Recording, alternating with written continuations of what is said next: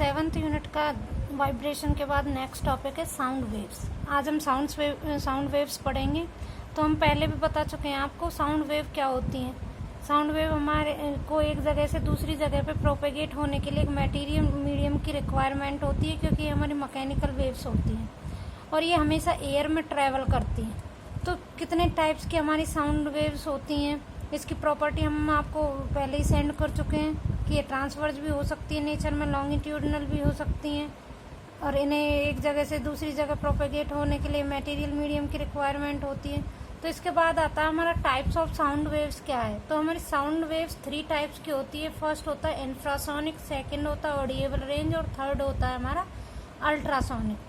तो इंफ्रासोनिक क्या होता है, ऐसी वेव जिनकी फ्रीक्वेंसी लेस देन होती है 20 हर्ट्ज से, उसे हम क्या कहते हैं, इंफ्रासोनिक वेव्स। सेकंड होते हैं ऑडिएबल रेंज। ऑडिएबल रेंज मतलब जिसे हम इंसान सुन सकता है, ह्यूमन ईयर जिसे सुन सकते हैं, उनकी फ्रीक्वेंसी रेंज होती है हमारी 20 hertz to 20 kilo hertz. 20 hertz से लेके 20 किलो हर्ट्ज की फ्रीक्वेंसी की जितनी भी रेंज होंगी उन्हें हम अपने कानों से सुन सकते हैं। अगर इससे ऊपर रेंज चली जाती है या कम होती है तो हम सुन नहीं पाते हैं। नेक्स्ट होता है हमारा अल्ट्रासोनिक। ऐसी वेव्स जिनकी फ्रीक्वेंसी मोर देन होती है 20 किलो हर्ट्ज से भी, उन्हें हम क्या कहते हैं, अल्ट्रासोनिक वेव्स। ये इन वेव्स को कुछ एनिमल सुन सकते हैं, जैसे हमारा डॉग से डॉग को अल्ट्रासोनिक वेव सुन जाती है। इसीलिए जब अर्थक्वेक आता है तो सबसे पहले हमारा किसको पता चल जाता है, कुत्तों को पता चल जाता है और वो भौंकना शुरू कर देते हैं, क्योंकि वहाँ जो फ्रीक्वेंसी होती है वो हमारी काफ़ी ज़्यादा होती है 20 किलो हर्ट्ज से। नेक्स्ट टॉपिक है हमारा acoustic and acoustic of buildings.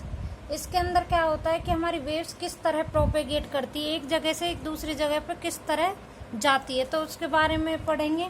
तो ये जो एकॉस्टिक होती है, ब्रांच की फिजिक्स की वह शाखा है जिसके अंदर हम वेव किस तरह बनती है, कैसे एक जगह से दूसरी जगह पर मूव करती है, मतलब प्रोपेगेट करती है, और उसकी क्या क्या प्रॉपर्टीज होती हैं।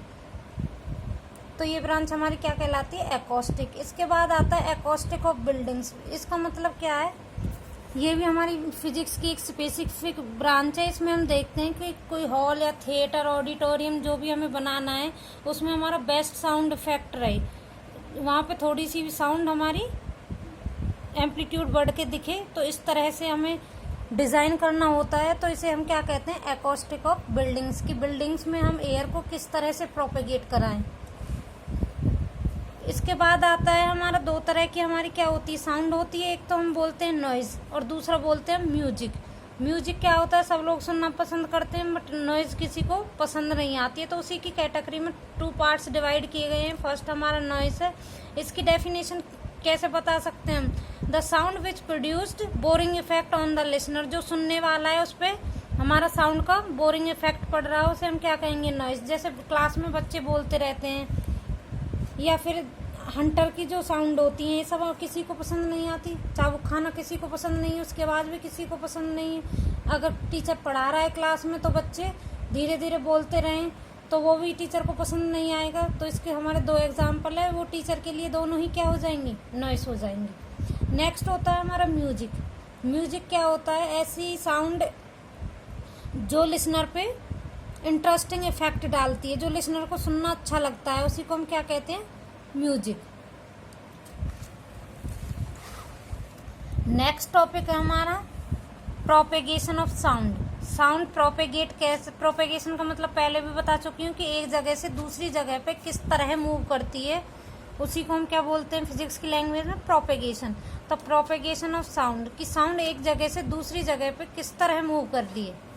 तो हमने यहाँ क्या किया है, एक मटेरियल लिया है और उसके ऊपर साउंड वेव्स को इंसिडेंट कराया है। तो हमने देखा कुछ तो साउंड वेव वापस रिफ्लेक्ट होके चली जाती हैं और कुछ मटेरियल के अंदर ट्रांसमिट कर जाती हैं। तो यहाँ पे जो वेव्स रिफ्लेक्ट होके वापस चली जाती है उन्हें क्या कहते हैं, रिफ्लेक्टेड साउंड। और जो मटेरियल के अंदर चली जाती है और मटेरियल में ही एब्जॉर्ब हो जाती है, उन्हें क्या कहते हैं हम, एब्जॉर्ब साउंड। और कुछ वेव्स ऐसी होंगी दूसरे इंटरफेस से बाहर निकल आती हैं, तो उन्हें हम क्या कहेंगे, ट्रांसमिटेड वेव्स या फिर ट्रांसमिटेड साउंड्स। तो हमारी जब वेव प्रोपेगेट करती है तो 3 पार्ट्स में डिवाइड होती है। कुछ तो रिफ्लेक्ट होकर वापस चली जाती है, कुछ ट्रांसमिट हो जाती है और कुछ मटेरियल के अंदर एब्जॉर्ब हो जाती है। जो एब्जॉर्ब हो जाएगी उसे एब्जॉर्ब साउंड कहेंगे, जो ट्रांसमिट हो जाती है उसे ट्रांसमिटेड साउंड, और जो वापस रिफ्लेक्ट होके चली जाती है इंटरफेस से उसे हम क्या कहेंगे, रिफ्लेक्टेड साउंड। तो इसी तरह हमारी वेव क्या करती है, प्रोपेगेट करती है। तो हमने डायग्राम से दिखाया भी हुआ है, यही हमने यहाँ पे लिखा है। नेक्स्ट होता है हमारा टॉपिक एब्जॉर्प्शन कोफिशिएंट, कि एब्जॉर्प्शन कोफिशिएंट क्या होता है। एब्जॉर्प्शन हमने बताई थी, जो भी जितनी भी अमाउंट ऑफ वेव्स हमारी किसी मटेरियल के अंदर लॉस्ट हो जाए उसे ही क्या कहेंगे हम, एब्जॉर्ब साउंड। तो यहाँ से आता है टॉपिक निकल के एब्जॉर्प्शन कोफिशिएंट। ये क्या होता है, ये हमारा रेशो होता है कि किसी मटेरियल पे हमने कितनी वेव इंसिडेंट कराई है और उसका कितना पार्ट हमारा एब्जॉर्ब हो गया है। उन दोनों का जो रेशो होगा वो हमारा क्या कहलाएगा, एब्जॉर्प्शन कोफिशिएंट, और इसे हम डिनोट करते हैं स्मॉल ए से। तो यही दिखाया हमने, the absorption coefficient of a surface is defined as the ratio of the sound energy absorbed by the surface to the total incident sound energy on the surface, कि जितनी हमने साउंड एनर्जी किसी surface पे incident कराई है और जितनी उसमें से एब्जॉर्ब्ड हो गई है, उन दोनों का रेशो ही हमारा क्या कहलाता है, एब्जॉर्प्शन कोफिशिएंट, और इसे हम डिनोट करते हैं ए से। तो नेक्स्ट पेज पे क्या लिखा हमने, इसका फॉर्मूला लिखा है हमारा, ए इक्वल टू होता है sound energy absorbed by the surface divided by total energy incident on the surface. अब इसके बाद हमारा क्या कह रहा है, an open window acts as a perfect absorber of sound. अगर हम किसी कमरे के अंदर साउंड को इंसिडेंट कराएं और उसकी खिड़कियां खुली हों, तो खिड़कियों से क्या होगा, सारी हमारी साउंड है वो बाहर निकल जाएगी। इसका मतलब क्या हुआ, कुछ भी वापस नहीं आई, तो वो सारी क्या हो गई, एब्जॉर्ब हो गई।